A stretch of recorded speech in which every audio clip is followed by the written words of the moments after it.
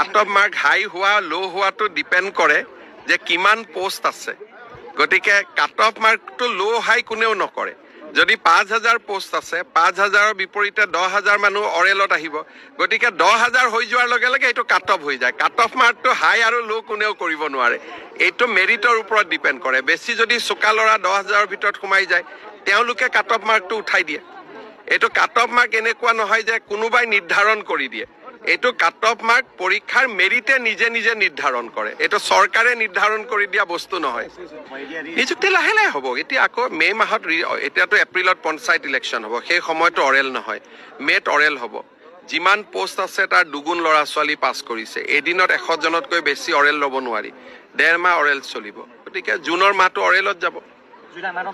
এতিয়া মই মুখত কোনো ডেট দিব খোজা নাই তেতিয়া আকৌ মানুহে ক'ব আপুনি জুলাই বুলি কৈছিল কিজানি জুলাই নহয় আগষ্টতো হ'ব পাৰে গতিকে আমাৰ কাৰ্যকালতে নিযুক্তি হ'ব